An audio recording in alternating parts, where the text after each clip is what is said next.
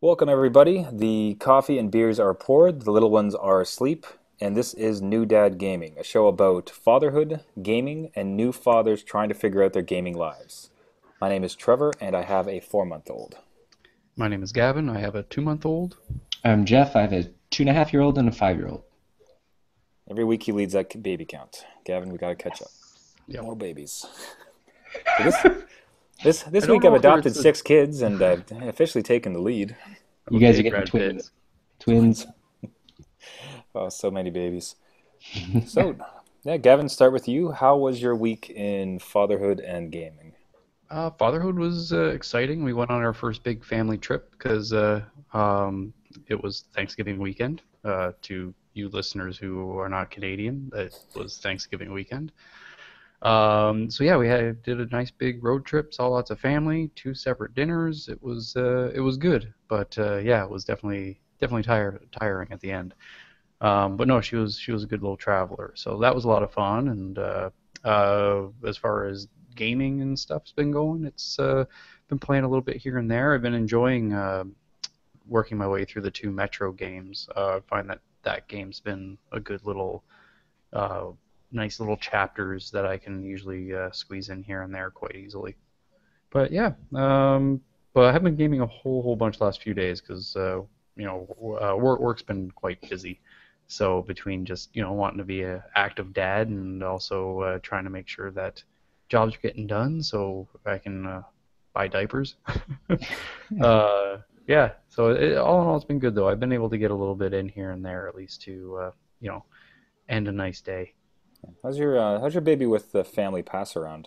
So as an aunt and uncle want Oh, to hold her, you just toss them off. How does she handle it? She's pretty chill, but then when she's like, I don't want to anymore, she'll do a quick little cry and then she'll get handed off to either myself or my wife, and then she usually quiets up pretty quick, which is nice. I'm happy that I can calm her down as efficiently as mommy, so that's good. It's not just the mommy show until it's time to feed, and then she doesn't want anything to do with me.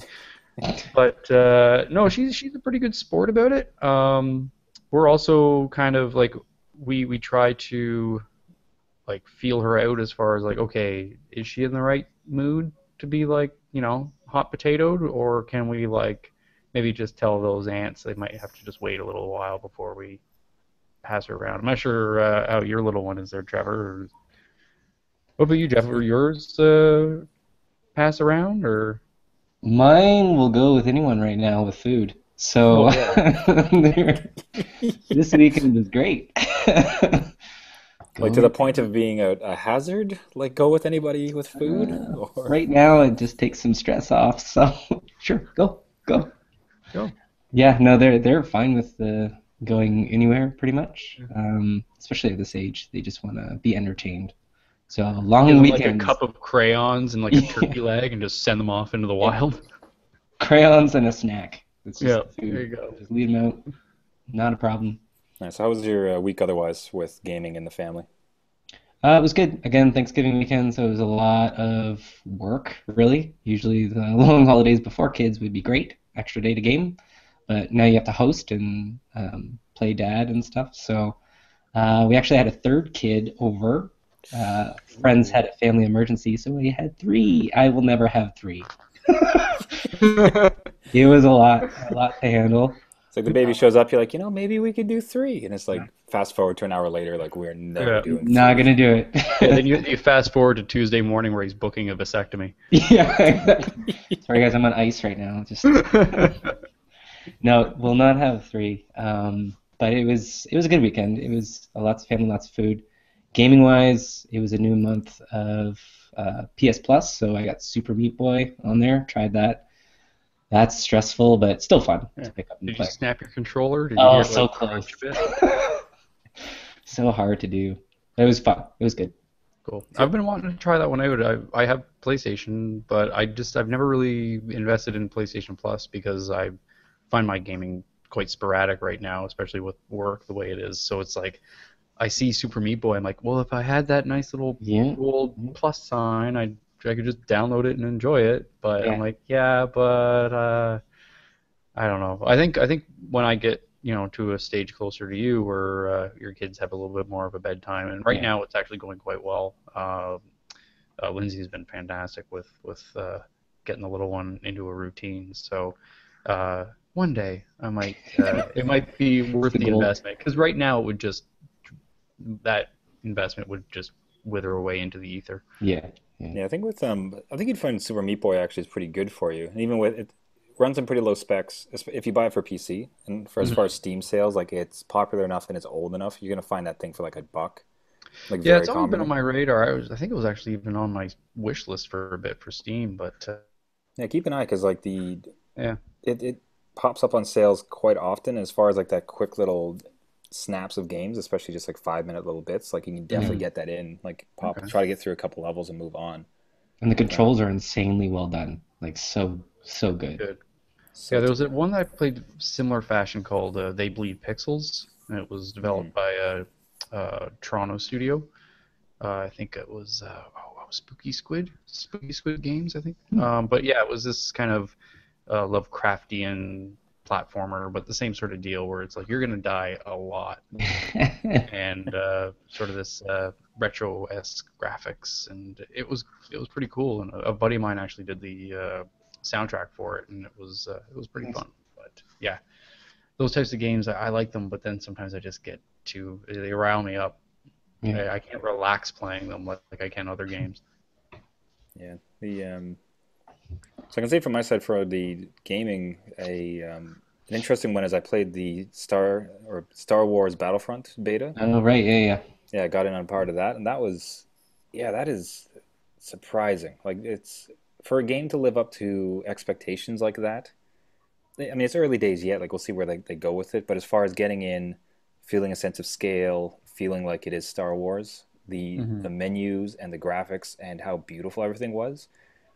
Going in, you have relatively high expectations, and to have them met by a property like this was really kind of astounding. Like it's really kind of like an awestruck moment as you're playing through some of them. Like how did you nail this so well? Yeah, well, I've always found the Battlefield games very atmospheric for Foley work and visuals. Like they were able to capture the heat of battle very well. So I knew as soon as they got a hold of the Star Wars property and were able to get their sound effect library and all of that, and then you add in just the ability of having the scale of like the AT-ATs and the snow speeders and stuff. It just adds to it. Yeah, so it was stunning. Although there's a couple of moments of there's one mode where it's you and friends and you take on waves of enemies, blast, like just awesome time. Like, and I got a couple buddies who like the game, so it's going to be, I think, in the future, a great mode. Like, just so much fun. There's another mode that's just more classic team versus team, player versus player, and that not so much, because it seems like there's a bit of a reward system for levels. So if you're a higher level, it's kind of easier to kill people, or you have a better loadout, whatever it is. And I just died so often. And let's set the table. I'm not that good at video games. Yeah, imagine that. I I don't want it to come off as sour grapes, so I've commonly, even when I'm playing, it's just like, you know what, I'm not going to be top of the list. I'm going to die a bunch. That's fine.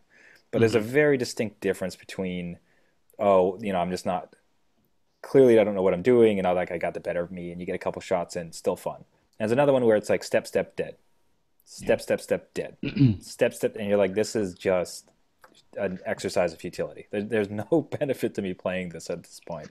And a couple of the maps, it definitely was that. I think they'll do a little bit better job of pairing in the future as far as matching folks up. But if they don't, like, I think, again, that kind of becomes a place where I don't know, as a dad, this is a game I'm going to dedicate so much time into that A, I'm talented enough, and B, I'm leveled enough to get a good experience into it. And it's a bit of like just having lost an edge from player versus player. Did you hear about the season's pass? It's about $50 plus the game. So you're spending like 110. Well, if you buy a PS4 version, I don't know about a Steam version, but yeah, he'll come I don't know. Yeah, that is a pricey way to get killed constantly. If they include maps in those, they're just going to separate their audience. Anyway, not to like burst your bubble. Yeah, you popped it good. Well, kind of depends. I think there's hopefully enough meat there. I think again, if they do matchmaking well, like I'll be able to get in and have a pretty good time on some of the maps, like the player versus player, the wave stuff. I have a couple buddies who have it, so I think that will be enough meat that I'll enjoy it. And again, like it's such an awe-inspiring experience as far as how well they've nailed it.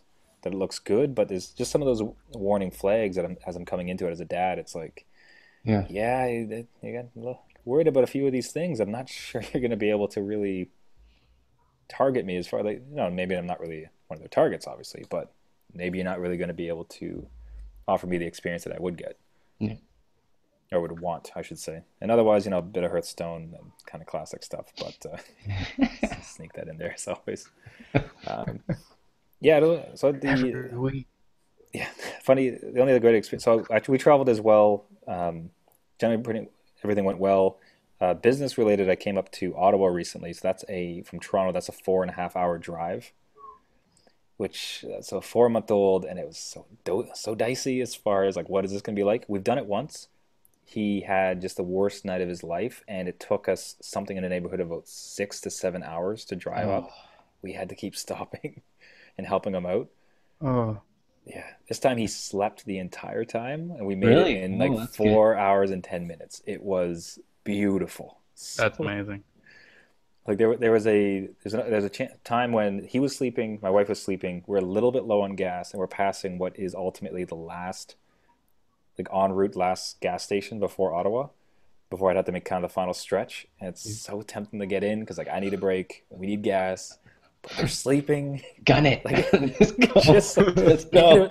it's just like grabbing the wheel and like, They're on nope, we're fumes. going to Ottawa. We're gonna make Yeah. it. We're doing this. Get out and push. We're just doing Yeah. this, not I'll stopping. play doing this home if Oh, I have to.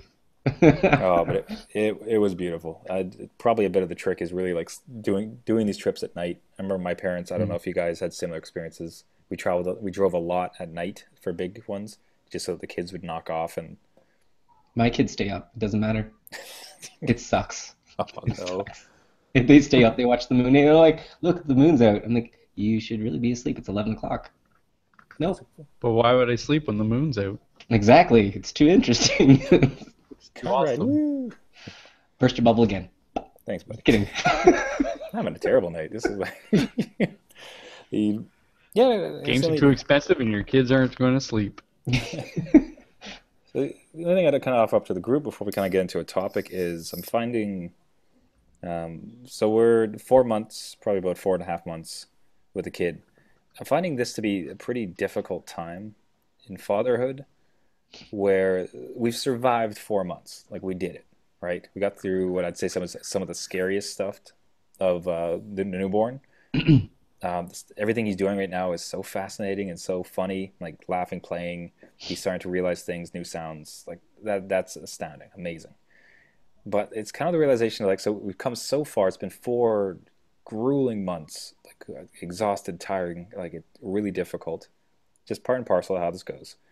But now I'm like looking out into the future, and it's like there's no real, no real break in sight necessarily.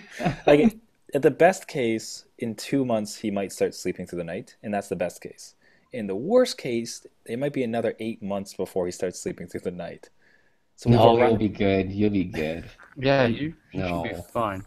Man, I Solid hope foods. so. Once you get solid foods, they're out like lights. Well, that's the thing is the solid food takes longer to digest, so they're not getting woken up by Yeah. hunger. So once you get them on like a cereal before bed, like that was the one thing that Lindsay's Oma was mentioning that, she would give Lindsay's mom cereal before bed, and that would just put her down for the count. And it was just like a little bit of like rice pablum, but it was just that little bit of solid food for their tummy to work through that really sealed the deal. Mm. We did like when you hit the solid food stage, you just do anything you're eating, really. So like steaks, um, if you're just comfortable with them eating like finger Just give them foods. like just a little lump of steak right It's before awesome. bed. They just suck the juice out and like they're out like lights later. Wow. I'm out like a light. Yeah. So you're telling me your kids are beef vampires? Oh yeah, easy. They just, It costs a lot of money later on. yeah. Look over, yeah, the piece of beef is just like dust. It's like, how did you Yeah. get that much moisture? What is this? I cooked it medium rare. Yeah, so obviously, you hope for the best, but like, more commonly I find here the horror stories and, guy at work didn't get his kid to go down until they were like a year and 4 months. I think that's a bit of an edge case. Like that's particularly bad. Yeah. But yeah, it's just like we've come all this way You always and hear the rough stories though. Like that's the Yeah. thing is that people who have like who are doing fine with putting their kid to bed, they tend not to talk about it because they don't want to jinx it. Yeah. So like you don't hear the oh things are going fine. Like it's because like it's not as exciting of a thing to talk about. You know, usually it's the squeaky wheel, so to speak. And I think when people go through really rough stuff, they need that sense of solidarity and they need to get it off their chest. But there's a lot of cases out there where things go just fine, and the kid might be up a lot one night, but then they'll sleep a good chunk the other night, and eventually you find a rhythm, and there's like this a light at the end of the tunnel, but you just don't hear about it that very often because it's always people like, oh, my kid didn't sleep through the night till they were 15, and Yeah. yeah, like nursing until they're 15. It was it yeah, was it was it was bad. it was rough. It was rough. Yeah. But So I remain hopeful. It's just I think I was I've been looking at it.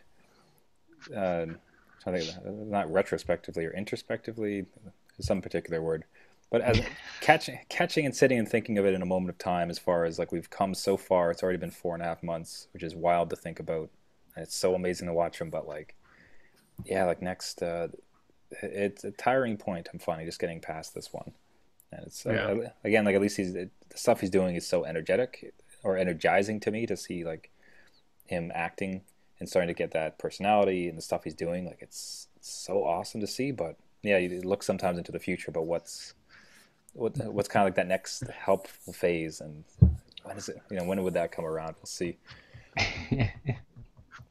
well, apparently there was a study that too much sleep is just as bad for you as not enough. So Oh, there you go. Yeah. Yeah. there you Oh, go. great. I'm getting healthy. Well, You're, that'll you're help. yeah. So I'm gonna be up there. It's 4:30 in the morning, and I'm rocking, desperately trying to get him to sleep. I'm like, well, getting healthy. At least I'm getting healthy. Hey man, all that time on the yoga ball. Man, my core, my Like to steal. fantastic core. It's so strong. Wonderful. So so we mentioned they bleed pixels. We talked a little bit about Super Meat Boy. As a nice segue, both of those exist in a very long queue of Steam games that I currently have. Probably Mm. sitting in what I think at this point over the course of my entire history behind games, something in the neighborhood of a hundred or so. Just big packs of them. Yep. The dreaded backlog, the dreaded queue of games. It's before we had kids. It was something we were worried about as far as so many great games coming out, so much to play, so much to experience. How will I ever experience them all? And now our time has been reduced so thoroughly, like possibly down to like the single digit percentiles as far as what we can dedicate to games. What is to do about the backlog? Is it sacrifices, just signing, deleting things so you never don't even have to see the fact that you're never going to play them, playing less thoroughly for games, not finishing them, being happy?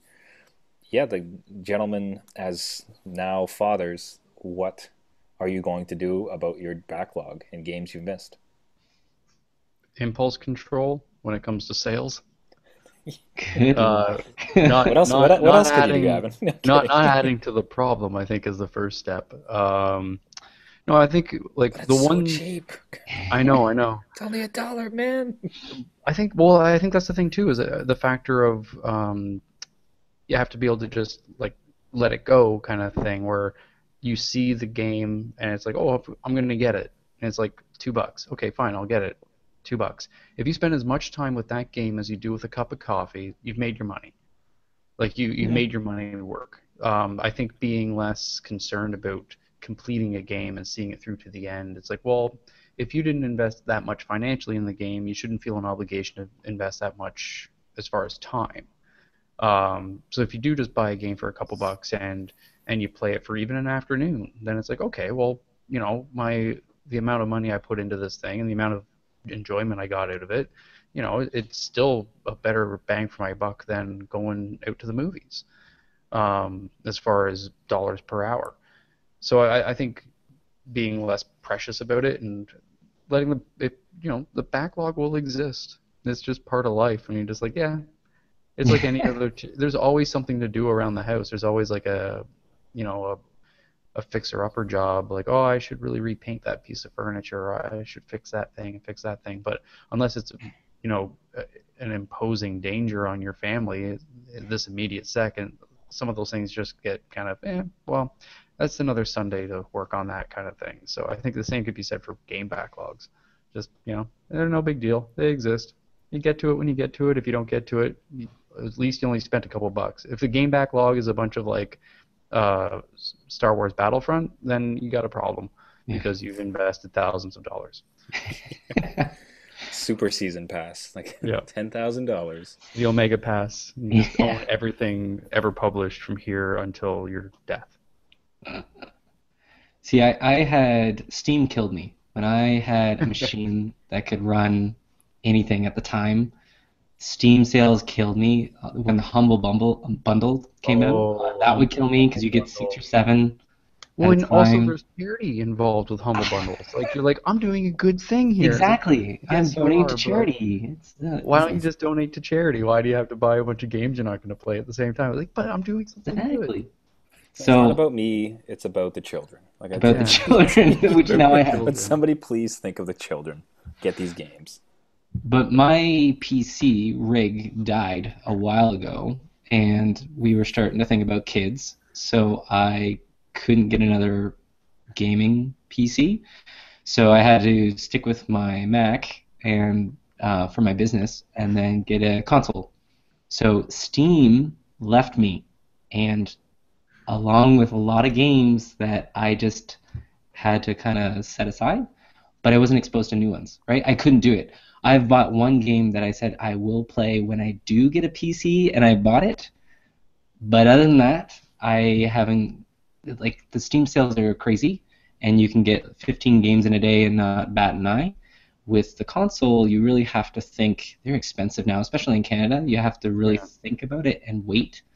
I'm currently waiting for a couple sales, and the only backlog I get are PS Plus games, so they're already free, so I don't have any real attachment to them, and I can kind of attack those when I can. The bigger games I have that I just haven't finished, so like Dragon Age, I have to go back and I don't know. I might just give up on that one. It's just sometimes you make a call, but Steam used to kill me. I would say avoid Steam with a backlog, or you have like a chip like you earn every month, kind of like a you've done 1 month without a Steam purchase. Here's your chip. You gotta have some will. Yeah, just like I guess the thing that I almost worry about is I think I'm slowly starting to get off that curve. I think I very much was in the mode of just acquiring like I used to acquire games, especially like a Humble Bundle, like you said. Just like the sales are just absurd, like $5, and you're getting like 10 decent sized titles. And and some of it's been great because, for instance, I got the last 2 Batman games I picked up on such sales, probably about $5 a piece with a decent amount of DLC, and played decent amount of both of those. Even the amount that I've currently played Origins, I'd be happy with, even if I didn't finish it. Like that's been so relatively rewarding for me. But I see some stuff like Bioshock Infinite, which was heralded as a beautiful game, but the reviews of it, and not just this is fun, you kill people, great. It's when they're talking about the arts and the aesthetic and how what a movement it was, the music, like it in some ways feels like you're missing what was like a classic film, right? It's like this is the movie to see, and it's really defining as far as the gaming part. And then now it's $5, so it's inside of it. So I'm having a bit of a struggle where it's like one thing where I've kind of choked on, for instance, would be maybe like Rocket League, which I picked up on. I was able to get a pretty decent sale on it, picked it up, have not installed it, have not played it. Oh. Yeah, I know, and I keep thinking like, and I'm now worried I'm just gonna miss it. Like by the time I get in, let's do this, and just crickets. No one else plays the game. Well, I think that's the thing too. Is like there are games where, like with Bioshock, where you know that it's something worth experiencing, so you pick it up, but it's a single player experience, so it's not really time sensitive. and at some point you get a chance to explore that world. And a lot of times with those games where it is like this is a world worth exploring, however, you will explore the most necessary components to be enveloped in that atmosphere and that mythos in the first 20, 30 minutes. So you don't have to really worry. It's not as big of a commitment. But then you have things like Rocket League where it is time sensitive in regards to popularity, and it might, hold the test of time. But it could also be a thing where something else will come out, like I don't know, trampoline juggling, and you'll go to that game, and everybody else will start playing that, and then you'll be left in the Rocket League servers. So yeah, it's a time sensitive thing, so you can kind of judge accordingly. But I think picking up a game for $5 because like it's been well reviewed and it's a world you want to explore. Like I have Darksiders on my Steam account because the artists who worked on it and the voice actors who were in it and just everything I've read about the game, I hear it's got some really really quality components to it. Apparently the sequel was even better, but I'm like, yeah, I like to work things through, and sometimes I like the original, even warts and all. But I haven't even installed it yet. It's been in my library for probably over a year, and I got it for like $5. But it's like finding a book in a used bookstore, and you're like, oh, I've always wanted to read that book, and it's only $5. Yeah, I'll pick it up. And then it sits on your shelf for like a decade, and then you finally crack into it, and you're like, oh, I'm so happy I picked it up way years back. Like, thank you, past me. Future me's happy. So. I hope that's the case. There's just some that are really daunting. So I think, Bioshock Infinite, relatively contained. I think like you'd be able to chip away at it. Baby goes to sleep, you get your hour, 2 hours, whatever it is, chip it away. And you get, like, unless you're connected to the narrative, you get everything you need from it pretty quick. And then it's just more of that world. And I think about, but for instance, as an embarrassing gaming confession, I've never played Fallout 3. Oh, that's fine. All right, I'm done. Really? I never liked Fallout. I know Gavin's gonna kill me. I never liked Fallout. Okay. Right? Well, it's just like my brother raves about, like I hear people raving about it, and even if I got into it, didn't like it, fine. But to have never even touched it, but then I look at it. Yeah. I look at that in my queue, Get out of here. right? And it's like baby went to sleep. I have maybe 20 minutes, maybe an hour, whatever he's gonna stay for, and it's like, do I dare even like start to get into that one and everything else coming along, or is it better to start getting into the time sensitive Rocket League stuff? And in some senses now it feels like I've missed it. Like I don't know that Fallout 3 would ever be an option for me, and I might have missed it now, which worried me even for future games. As far as I've missed that experience now, other ones are going to come out, and with new family responsibilities, it's just I'm going to have to miss some of the experiences. And you are right in the sense of like a daunting experience, because that's like Bethesda games are time sinks. So by missing that, like, yeah, you're to get into it, maybe with a 4-month-old, that might not be the best call. However, I'm awaiting November 10th so I can pick up Fallout 4, even though I'll have like a 3-month-old at the time.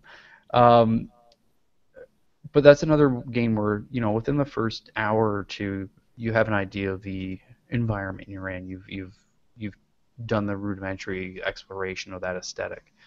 It also comes down to how much do you really want to do the multiplayer type game, and what style of gaming you're interested in. And there's some games that are more like time sensitive, like with multiplayer, and there's other ones that can sit for a bit.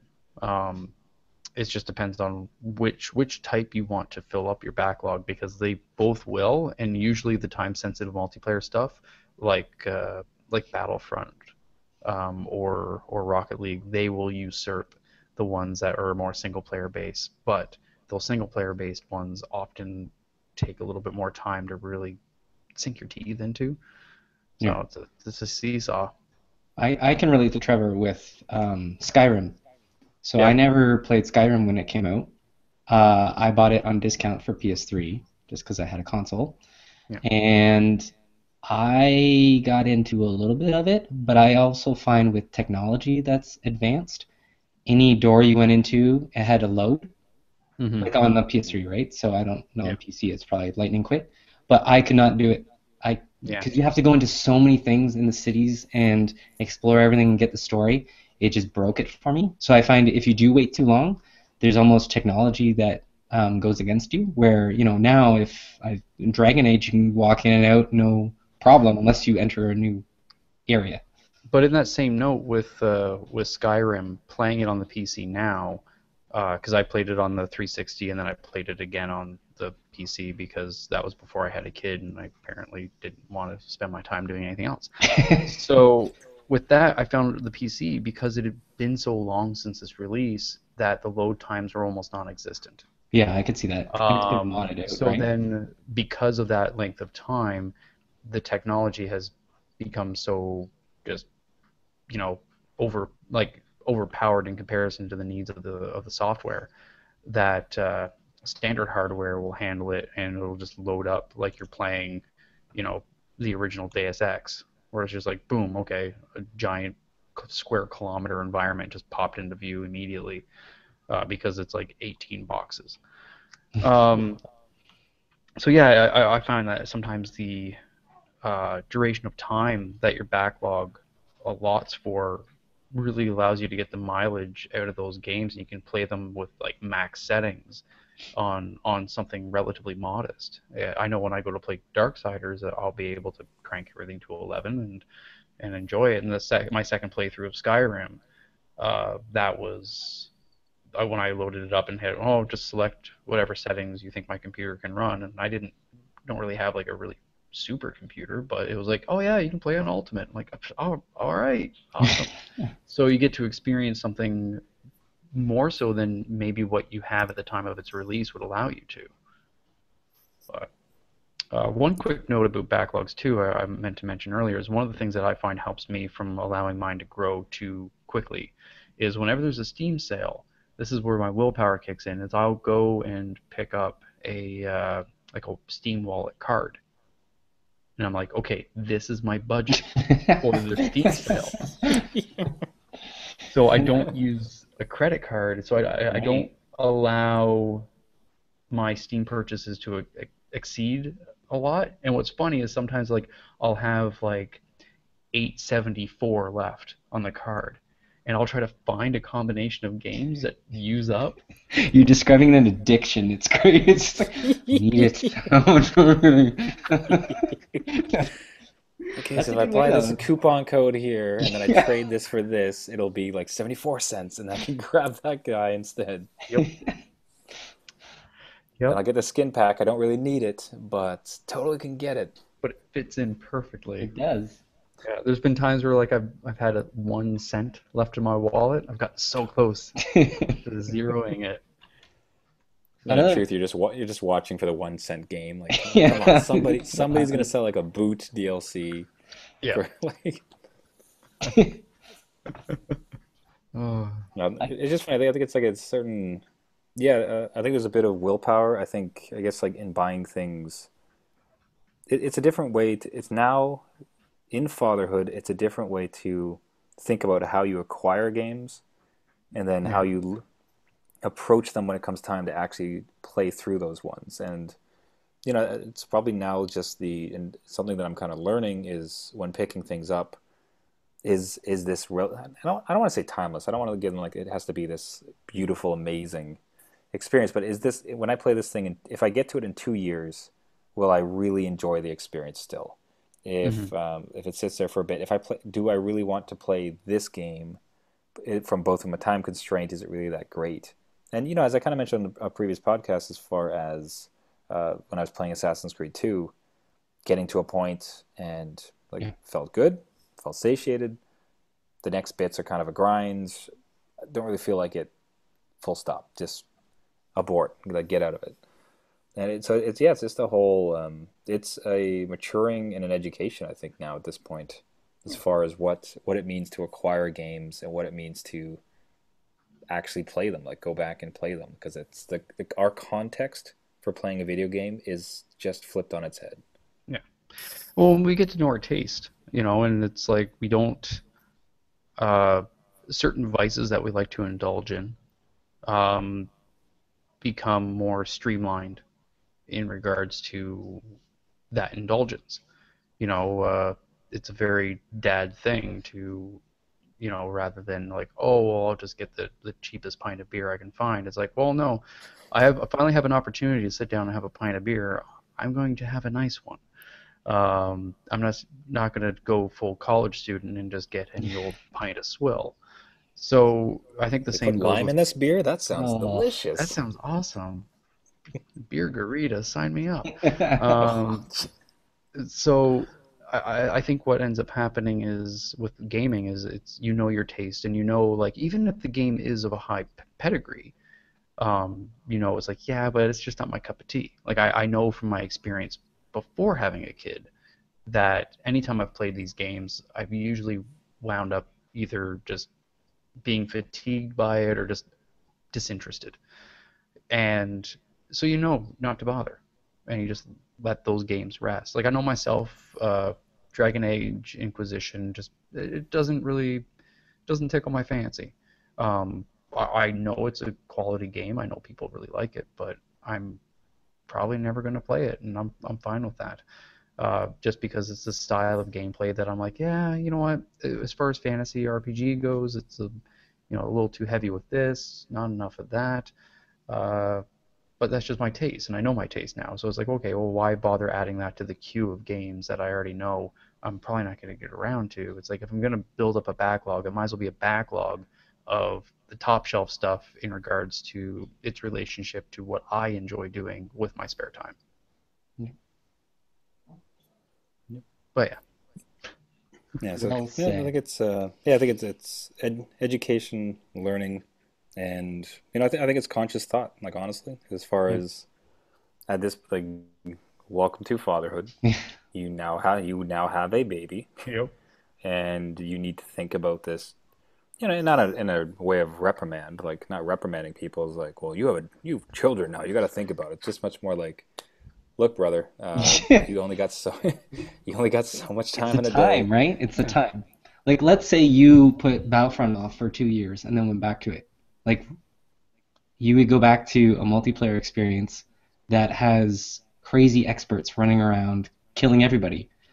And Yeah. you really have to think, do I want to put the time in at that point to learn the game and get competitive at it, right? Yeah, Whereas, if anybody, I mean, well, yeah, true. 2 years shelf life. Like the thought that they wouldn't have another version, or There's like 8 hardcore people left on the server, Yeah, that's it. and they're in this like sniper Mexican standoff style on either end of the map, and that's it. There's just like 5 Darth Vaders and like 2 Luke Skywalkers and a Yoda. And they're all equally spaced around Hoth, and they're all Yeah. just staring at the center of the map, waiting for somebody to make the first move, and they've been at that for a year and a half. Look, a noob. So that's the future yeah. of So gaming. But if you said the same thing for like a single player, so let's Yeah. Bioshock, you would get all the DLC for cheap, you would get the game for cheap, and then you could Hmm. put it off and go into like the complete experience and play it, right? And get a sense of Yeah. that world. To So play like I the remastered edition. yeah, like double Yeah. remaster, Yeah. super edition. 4K edition. Yeah. Yeah, actually, that's a really yeah, good so point about allowing, like, waiting for things to, I guess, become cheap. Um, and if anything, that's kind of the reason why these backlogs exist. We don't have these backlogs by buying things at full launch No, price. yeah, no. We have these backlogs because it's like, yeah, I'd pay that for it.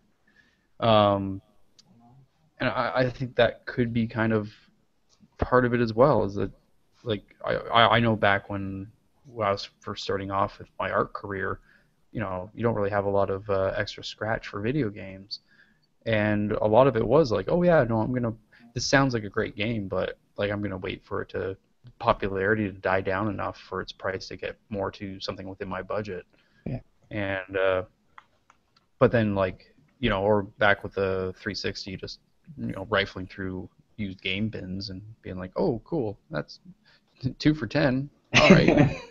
And Tony Hawk Pro Scavenger Skater hunt. 5 for 10 cents. yeah. Take it. Oh, I love What that have I too. And done? because that's the thing is the backlog isn't just a digital distribution issue. It's also like a used game issue. And I'm not sure if we're going to see that as much in this generation. It hasn't been far enough along in this generation for a library to build up for the used game market to be saturated. But we are going to see a lot of copies of Tony Hawk 5. Um, but I used to really enjoy seeing like these games that were like, oh, I remember hearing about how bad this was, and it's like $2, and like you kind of buy it. It's the same reason like you watch like a really bad B horror movie, like you know it's bad, like, you know it's really bad, but you want to see the zipper on the monster, so you watch it. And I think that's the same thing with some bad games. And there's been some that I've grabbed where it's like, yeah, I'll pay $2 for this this Gong Show. Why not? I got nothing to do. I don't have a kid, so I would buy these games and play them. And I'm like, yeah, that was a horrible game. It was so buggy. It was so broken. Thank goodness it wasn't on my PC because it probably would have fried the GPU. And yeah, but now obviously that's one indulgence that has gone by the wayside in regards to games. Cinema, however, I still watch B movies. She's just, asleep in my arms when I'm doing it. So. All right, sweetie, you're gonna learn about Toxic Avenger. Oh boy, the Toxic Avenger of video games. Yep. Waiting to hand out that title. Oh, I think Tony Hawk's getting it. Yeah. I'm voting that Yeah, this year. I don't know. I think Tony Hawk's a little bit too cynical to ever achieve that. I know. Toxic Avenger's at least charming and like It almost has well-meaning.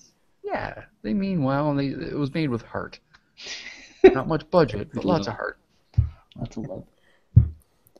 Beautiful. Well, I think, gentlemen, on that, I think that's a pretty good bow on that. Some interesting thoughts on it. And yeah, welcome to fatherhood. Watch what you buy. Yeah. Just in general. Yeah, that's not even just gaming advice. That's just life advice at this point. Watch. Chainsaw around the house? Not a good idea. Not a good. It doesn't Pontiac matter. Sunfire. Damn it, but it was so cheap. So good. Poor Sunfire. Oh. It's All right, like everyone. the Studebaker of the 90s. Yeah, really, really off topic, but I read a couple articles where the Aztec was making a bit of a comeback thanks to Breaking Bad. Breaking Bad, yeah, I could totally see it. The classic. What is ultimately like reviled as one of the worst looking cars ever built starts to make this massive comeback because everyone saw it on the show. It's like, hey, that's the one from Breaking Bad. I totally want an Aztec now. Well, I think the DeLorean would have made a comeback too if they hadn't have taken all the molds for the car and used them as fishing weights off the coast of Ireland. Which is, I'm not lying.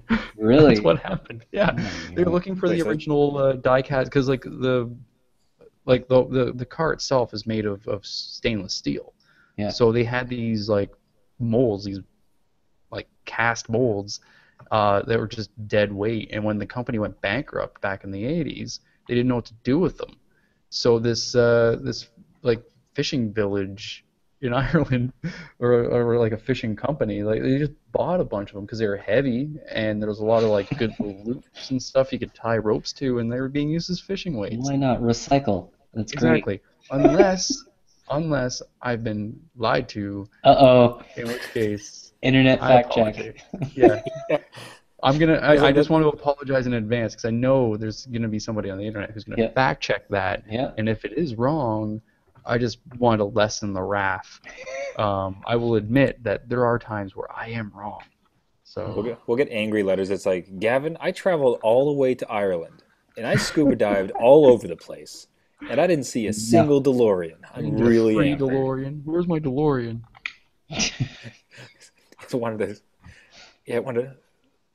Just to finish the story, you have to finish the story. So did they pull it up and proceed to start making new DeLoreans, or was it I don't know. destroyed at that point? Yeah, I think they're just like, okay, there they are. Carry on. Like, I don't think there was any. I don't know. I want to look into the story again because it's been a while since I was reading it. But it just seems like if they can make a reminded me of this kind of story I heard that I I thought was real. I'm hoping it's real. I'm starting to doubt it now. It sounds too awesome to be true. Thanks, Next guys. podcast, you're gonna have to let us in. You're gonna have to find the answer. I will. I'll have to go do some recon and come back. So hold off on internet on proving me wrong. I might do it myself. No, let us know in the comments. Let us know. Yeah, thanks. Will That's Gavin discover the truth of the DeLoreans in Ireland? Stay tuned, Hey, folks. that's pretty good. I like that. Yeah. Good. I got a big splash of just like next week. Old timey call for trolls. It's gonna be great. Wonderful. And on that wonderful note, we will wrap up for this week. As always, folks, we do this show every week. If you have any question, comments, or suggestions, please reach out to us on the website, newdadgaming.com. Yeah, we'll try to stay more on topic, but no, that was a good job. That is some legitimate thinking points. I think I'll gonna come back to when I have to buy something next, or if I'm looking to buy a DeLorean. Yeah. One or the other. So thanks for tuning in, everybody. Until next week, I'm Trevor, and I have a 4-month-old. I'm Gavin. I have a 2-month-old.